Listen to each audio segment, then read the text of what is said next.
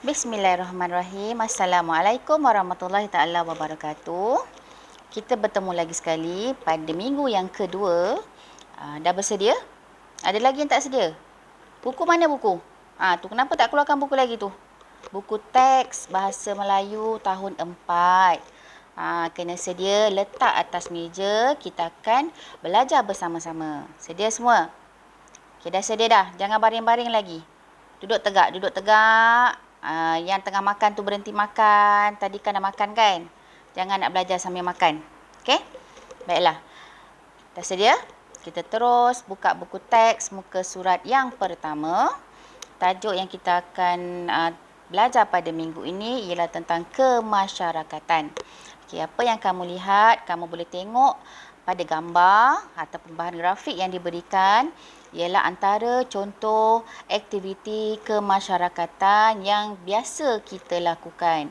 Okey, seperti yang pertama sekali kamu tengok bila aktiviti yang pertama tu tentang mereka bekerjasama buat gotong royong. Okey, kita pun selalu juga buat gotong royong kat sekolah kan. Tapi yang ini dia buat dekat kawasan perumahan.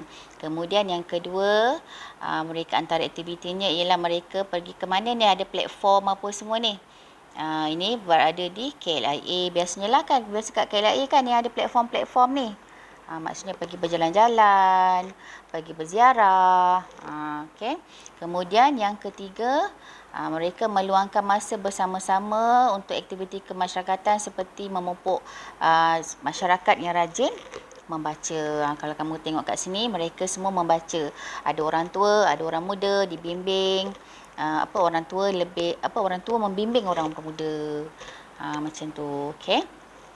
Seterusnya, banyak lagi aktiviti-aktiviti kemasyarakatan yang biasa yang kita lihat.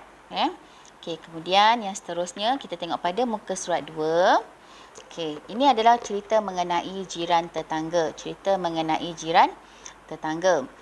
Di mana kamu semua ada jiran kan? Sebab Nabi pun pesan, orang yang pertama kita perlu buat baik ialah jiran yang terdekat berbanding dengan saudara mara yang jauh. Okey. Jadi, cerita di sini mengenai Encik Gobi dan Encik Lim tinggal berjiran. Mereka tinggal di Taman Impian. Encik Usin pula baru berpindah. Pada hari pertama, Encik Usin telah dikunjungi Encik Gobi dan Encik Lim. Mereka berbual-bual sambil berkenalan. Okey, jadi cikgu nak kamu lihat pada situasi yang pertama dan juga situasi yang kedua. Okey. Kamu boleh tengok situasi yang pertama dan juga situasi yang kedua. Okey, untuk situasi yang pertama, dialognya dia dah buat. Okey, dia dah buat dah dialog dia, dah penuh. Dah baca dah? Dah baca ke belum? Okey, dah baca ke belum? Okey, ada masa ni kamu boleh baca. Okey. Kemudian situasi yang kedua, kamu dikehendaki bertutur untuk melakonkan apakah situasi yang kedua. Okey. Boleh tengok, cikgu bagi masa dalam masa 1 minit untuk kamu fikirkan apakah ayat-ayat yang sesuai untuk pada situasi yang kedua. Okay. Adakah Hadif kenal jiran sebelah rumah kita ini? Saya kenal ayah. Beliau? Siapa beliau?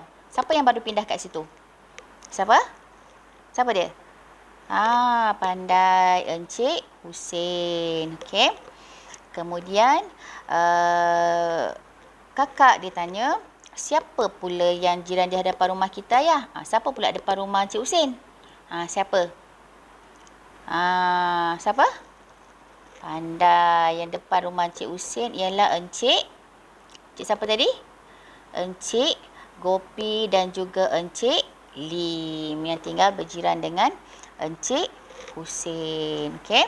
Faham? Okey, kena baca maklumat, kemudian barulah kita boleh jawab ayat yang seterusnya. Okey. Baiklah. Seterusnya, kita lihat pada muka surat 3. Pada muka surat 3, ini kamu kena baca. Bila kamu baca, baru kamu boleh isikan carta alir di bawah ataupun peta alir di bawah. Di bawah sekali. Antara perkara-perkara yang kamu kena ingat, Bagaimana cara untuk mencari maklumat dan mengisikan dalam carta alir. Yang ni carta alir Yang ni carta alir. Carta alir kita boleh buat secara ni. Yang penting anak panah dia kena betul. Kita boleh buat daripada atas ke bawah. Kita boleh buat secara melintang macam ni. Tapi yang penting anak panah kena betul daripada yang pertama sampailah yang ke akhir sekali. Macam mana cara nak isi? Kamu dikendaki membaca keseluruhan petikan tersebut. Kamu kena baca semua ni. Dah kena baca semua ni, baru kamu boleh isikan carta alir yang dekat bawah tu. Faham? Okey, dah baca dah? Belum? Okey. Kalau belum, ikut cikgu baca. Hari Keluarga Taman Impian. Encik Hussein membawa keluarganya ke taman rekreasi. Di taman tersebut berlangsungnya sambutan Hari Keluarga Taman Impian. Sampai tersasul-sasul dah. Okay. Wah, ramainya jiran kita yang hadir. Mesti seronok apabila kita menyertai acara seperti ini, kata Hadif. Betul Hadif, sambutan Hari Keluarga ini memang menyeronokkan. Selain itu, sambutan ini dapat mengeratkan hubungan sesama jiran. Semangat kemasyarakatan juga dapat dipupuk dalam kalangan masyarakat, kata Encik Hussein kepada anggota keluarganya. Ibu, mengapakah kita perlu hadir ke majlis seperti ini? Tanya Aina.